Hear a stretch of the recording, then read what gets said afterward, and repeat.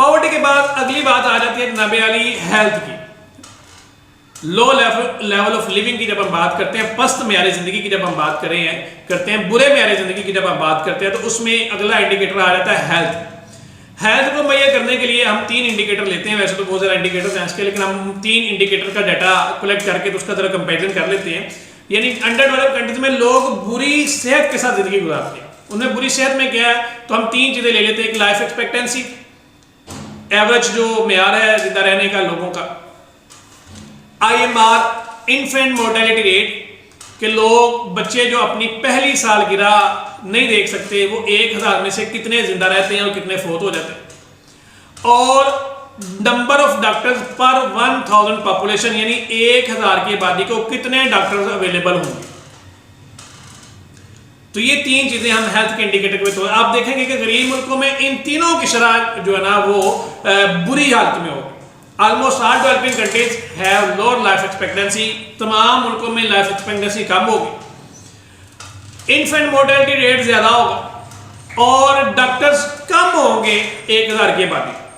तो देखते हैं अंगोला की जो लाइफ एक्सपेक्टेंसी है वो है 62 साल, यानी एवरेज बंदा जो वहां जिंदगी गुजारा है वो 62 साल जिंदगी गुजारा है। और वहां जो IMR है इन्फेंट मोर्टेलिटी रेट वो 48 है, यानी 1000 बच्चे अगर पैदा होते हैं तो उनमें से 48 बच्चे अपनी पहली सालगिरह को देखने से पहले फोत हो जाते हैं। और वहां सिर्फ 0.2 डॉक्टर अवेलेबल है 1000 की आबादी, यानी तकरीबन ये 10,000 की आबादी को जाके तो 1 डॉक्टर उनको मिलता है, या 2 डॉक्टर मिलते हैं। 5000 की आबादी को जाके 1 डॉक्टर मिलता है, 5000 की आबादी को 1 डॉक्टर मिलता है। इसका मतलब कि वहां पे हेल्थ की सहूलियत भी कम है, तो इसी वजह से IMR भी ज्यादा, इन्फेंट मोर्टेलिटी रेट ज्यादा है, और इस वजह से लाइफ एक्सपेक्टेंसी भी कम है। दूसरा केस है जी बुरुंडी का। बुरुंडी में जो लाइफ एक्सपेक्टेंसी है वो है 62 ईयर्स, 62 साल वो जिंदा रहते हैं एवरेज, और वहां जो इन्फेंट मोर्टेलिटी है वो है 39 ईयर्स, यानी 39 साल, 39 बच्चे, यानी 39 बच्चे ऐसे हैं जो अपनी पहली सालगिरह देखने से पहले फोत हो जाते हैं। और वहाँ जो शरह है डॉक्टरों की वो सिर्फ 0.1% शरह, यानी 1000 की आबादी के लिए 0.1 डॉक्टर अवेलेबल है, या सादा अल्फाज में कह लें कि 10,000 की आबादी को सिर्फ 1 डॉक्टर अवेलेबल है।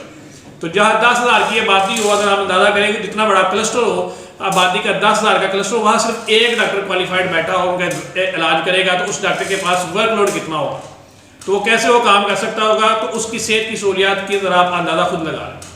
पाकिस्तान में भी बहुत अच्छी सूरत हाल नहीं है, इसमें 66 साल पाकिस्तान की एवरेज एज है, लाइफ एक्सपेक्टेंसी है।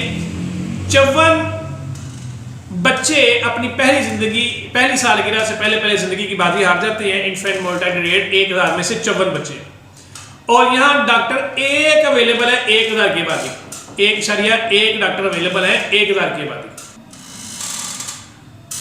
अब आगे हम बात करते हैं डेवलप कंट्रीज में सूरत देखें जरा। नॉर्वे में 83 साल एवरेज एज है लोगों की जिंदा रहने की। लोग ये नॉर्मली वहां लोग 83 साल तक जिंदा रहते हैं।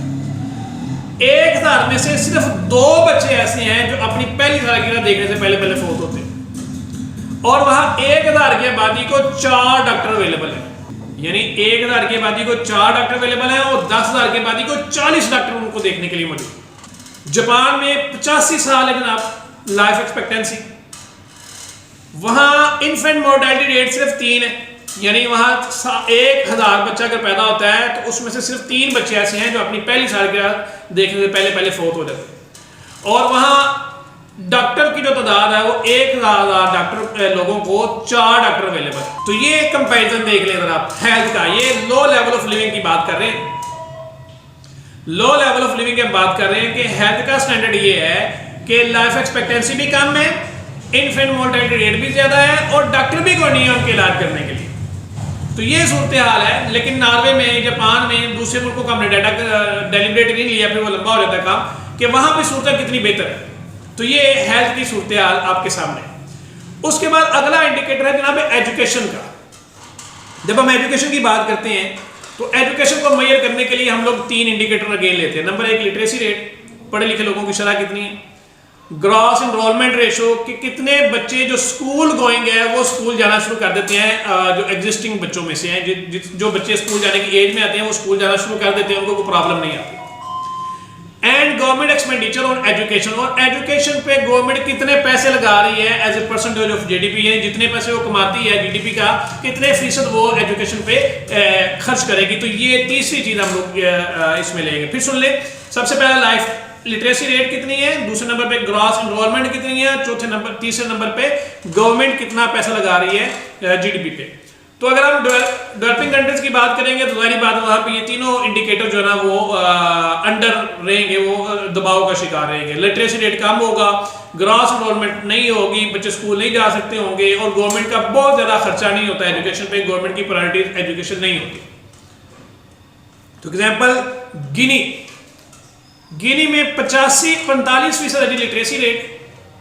गिनी एक अफ्रीकन कंट्री है। 45% लोग हैं जो पढ़ना लिखना जानते हैं।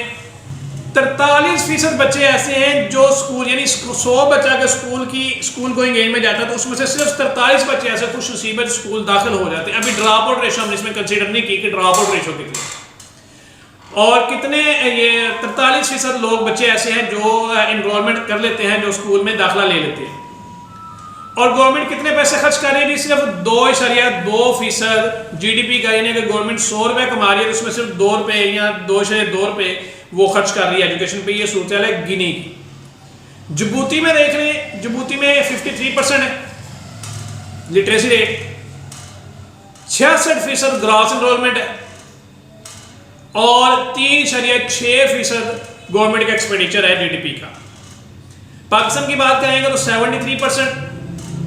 73% हम लोग पाकिस्तान की लिटरेसी रेट है, और स्कूल गोइंग जो बच्चे हैं उनमें से सिर्फ 58% हैं जो प्राइमरी स्कूल की एनरोलमेंट की हम बात करें। अभी सेकेंडरी स्कूल और हायर सेकेंडरी स्कूल की हम बात नहीं कर रहे। यानी स्कूल गोइंग एज के 58 बच्चे 100 में से स्कूल में जाते हैं। अभी हम इसकी ड्रॉप आउट रेशो पे बात नहीं कर रहे कि उस 58 बच्चों में से कितने बच्चे अपनी प्राइमरी पूरी करने से पहले छोड़ देते हैं। तो इससे हम अंदाजा लगा लें कि लिटरेसी रेट की क्या सूरत है। और गवर्नमेंट, पाकिस्तानी गवर्नमेंट जो पैसे खर्च कर रही है अपनी एजुकेशन पे वो सिर्फ 2.4%। तो ये एजुकेशन की ह्यूमन कैपिटल की सूरत आ रही है मुल्कों।